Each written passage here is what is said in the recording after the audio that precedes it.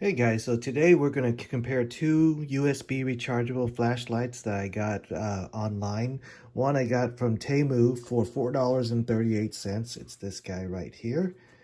And this guy, I actually paid $23 for it, but it's now $21. But it's this Sunitact light, and that's $21.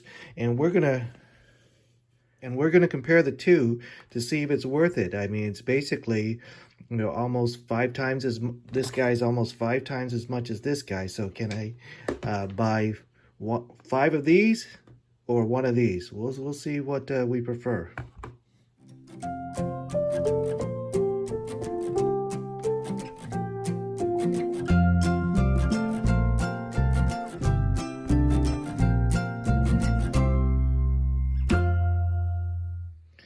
All right, so let's open this guy up and see what he's like. First of all, it's a very light pack. It doesn't come with any wires or anything like that. It's a good looking flashlight. There's nothing about it, but it is plastic. No doubt about that. It's $4.38. You might see some flickering because it's LED, but it's not flickering. So let's put that down. There's a few different modes: brightness, flashing. So let's take a look at what comes in this guy. And this guy does cost almost 5 times as much, so let's see if he's 5 times better. He's got a carrying case.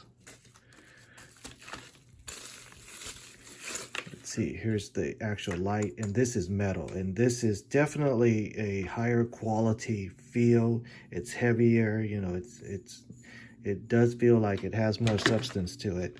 So it comes with 2 types of batteries. This is the rechargeable USB, but you could also use triple A's. So that's actually a really nice option. If you just don't have time to recharge this guy and you need it right away, you could just throw in some triple A's. This does come with a USB-C cable and a little mini flashlight thing too. So that's for your keychain.